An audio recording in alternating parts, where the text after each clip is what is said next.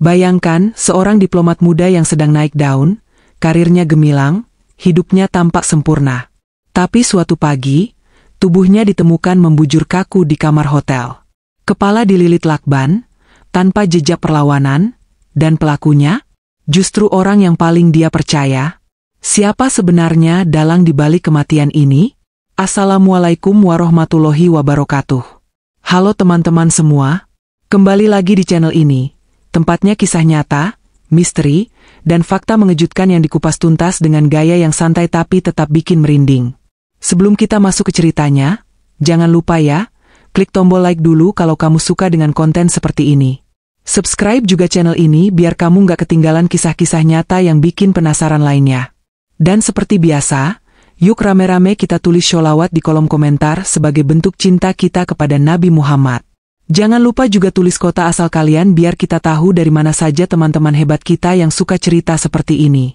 Pagi itu, langit Jakarta tampak cerah. Lalu lintas mulai padat seperti biasa. Orang-orang berangkat kerja, menjalani rutinitas harian tanpa tahu bahwa sebuah tragedi besar sedang menanti untuk diungkap. Di salah satu hotel berbintang 5 di pusat kota, tepatnya di lantai 7, seorang petugas housekeeping sedang berjalan menyusuri lorong dengan troli kebersihannya. Ia menghentikan langkahnya di depan kamar 723, kamar yang sejak semalam tak kunjung dibuka. Sesuai protokol hotel, jika tamu tidak keluar atau tidak merespons panggilan telepon dari pihak hotel hingga lewat waktu check-out, maka petugas akan melakukan pemeriksaan. Dengan tangan gemetar dan didampingi petugas keamanan, si housekeeping mengetuk pintu beberapa kali. Tak ada sahutan. Mereka lalu membuka pintu dengan kunci cadangan. Dan disitulah semuanya berubah. Ruangan tampak rapi. Lampu kamar masih menyala. Tirai tertutup rapat. Tapi ada sesuatu yang langsung menarik perhatian mereka. Tubuh seorang pria muda tergeletak di samping ranjang. Dalam posisi miring, kedua tangannya tampak seperti dilipat ke perut, dan yang paling mencolok, kepalanya dibungkus rapat dengan lakban berwarna abu-abu. Mulutnya tak terlihat. Tak ada darah, tak ada tanda kekerasan fisik di tubuhnya, namun jelas ia sudah tak bernyawa. Petugas hotel langsung panik dan melapor ke pihak kepolisian. Tak lama kemudian, tim identifikasi datang bersama forensik. Mereka mengamankan lokasi, membentangkan garis polisi, dan mulai menyelidiki apa yang sebenarnya terjadi. Setelah dilakukan pengecekan identitas, korban diketahui bernama Rizky Fadilah, seorang diplomat muda yang tengah naik daun di Kementerian Luar Negeri. Rizky diketahui baru kembali dari penugasan di Bangkok dan memutuskan untuk menginap di hotel itu sebelum kembali ke rumah keluarganya di kawasan Bintaro. Sosok Rizky sendiri bukanlah orang sembarangan. Ia dikenal sebagai diplomat muda dengan prestasi luar biasa. Lulusan terbaik dari universitas ternama di Inggris, fasih berbicara dalam 4 bahasa asing, dan sering menjadi wakil Indonesia dalam berbagai forum internasional. Banyak rekan kerja dan koleganya yang memuji sikap rendah hatinya, meskipun karirnya tengah bersinar terang. Kabar kematiannya langsung menyebar cepat. Media sosial geger. Wartawan berdatangan ke TKP. Pihak keluarga histeris ketika mendengar berita bahwa Rizky ditemukan meninggal dalam kondisi yang sangat mengenaskan. Publik bertanya-tanya, bagaimana mungkin seorang diplomat muda yang dikenal baik, tidak punya musuh, dan baru saja kembali dari luar negeri bisa meninggal dalam kondisi seperti itu? Apalagi, kepalanya dilakban dengan cara yang tidak masuk akal. Di kamar tempat Rizky ditemukan, tidak ada kerusakan. Pintu kamar dalam kondisi terkunci dari dalam. Tidak ditemukan sidik jari asing di sekitar gagang pintu atau meja. Barang-barang pribadi seperti dompet, ponsel, dan koper masih utuh. Tidak ada yang hilang. Bahkan laptop kerja miliknya masih menyala, terbuka pada dokumen presentasi diplomatik yang sedang ia susun. Semua ini semakin memperkuat dugaan bahwa pembunuhan ini dilakukan oleh seseorang yang sangat ia kenal, dan ia izinkan masuk. Yang lebih membuat bingung polisi adalah kondisi tubuh korban. Tidak ditemukan tanda-tanda perlawanan atau luka-luka yang menunjukkan adanya perkelahian. Ini menunjukkan bahwa Rizky kemungkinan besar dibius terlebih dahulu, atau ia tidak sempat menyadari apa yang terjadi sebelum akhirnya dilumpuhkan.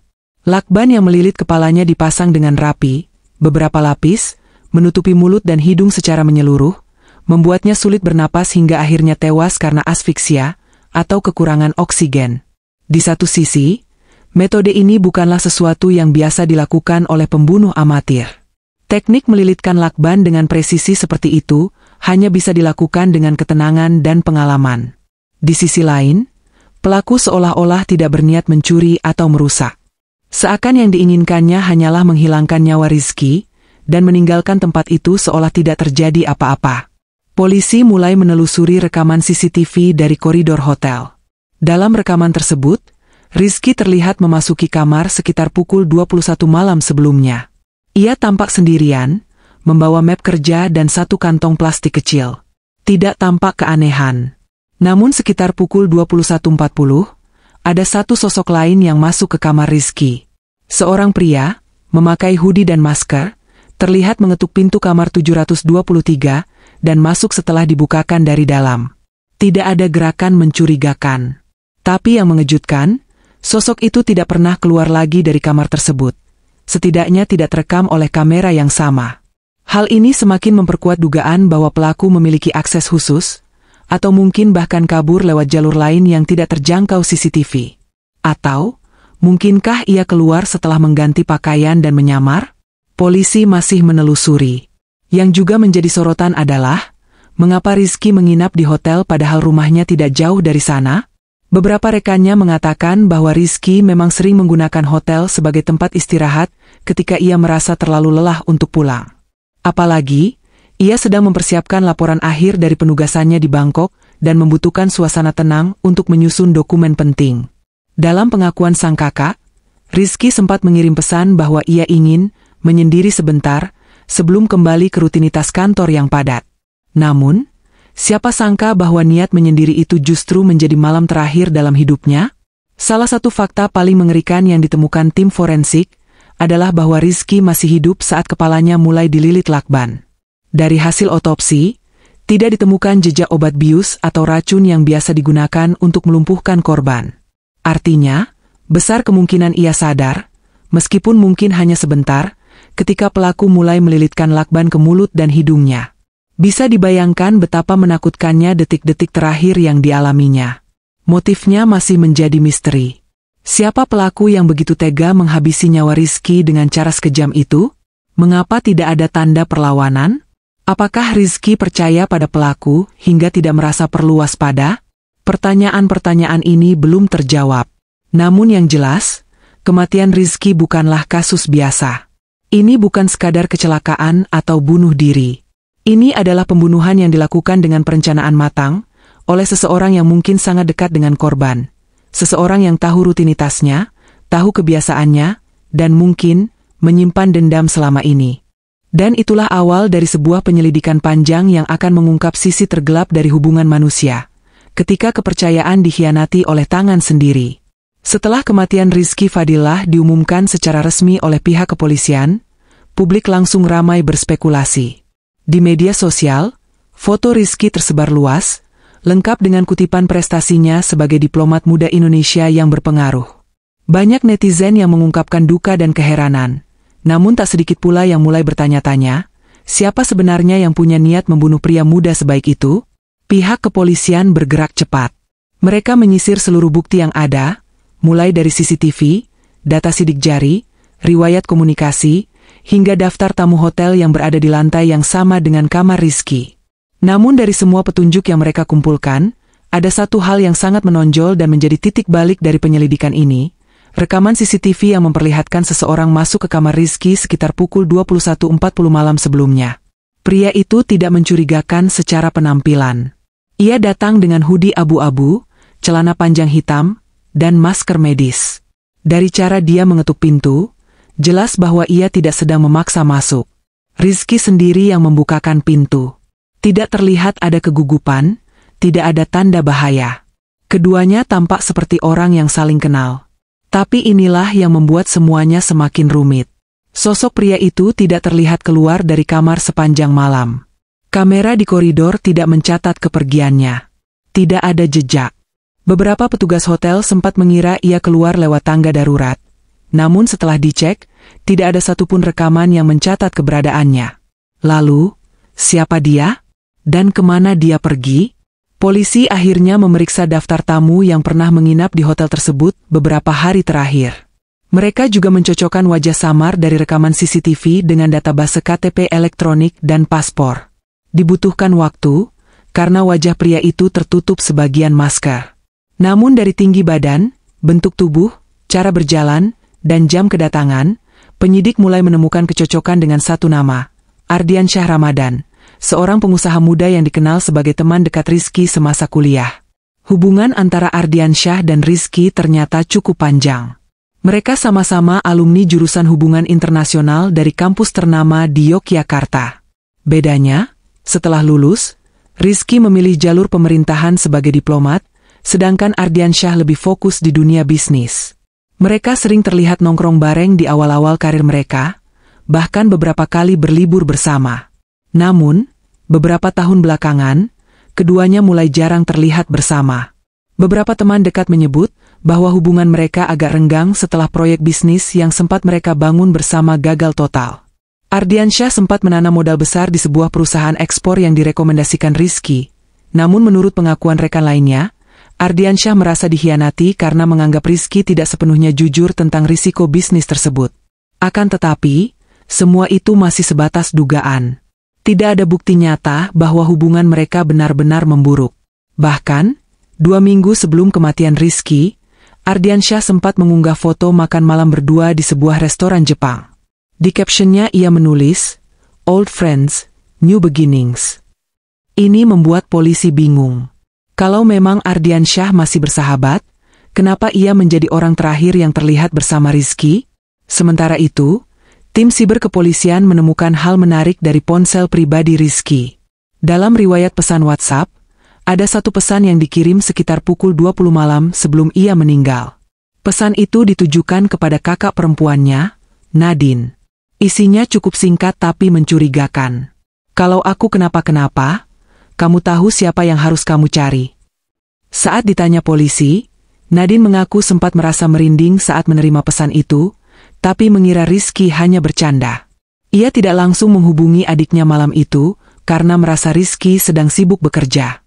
Baru keesokan harinya, ketika mendapat telepon dari polisi soal jasad adiknya, Nadine baru sadar bahwa pesan itu bisa jadi petunjuk terakhir yang ditinggalkan Rizky untuk mengungkap siapa pelaku sebenarnya. Polisi pun kembali fokus ke nama Ardiansyah. Mereka mendatangi apartemennya di daerah Kuningan, namun tidak menemukannya di tempat. Ia sudah menghilang sejak pagi hari usai Rizky ditemukan tewas.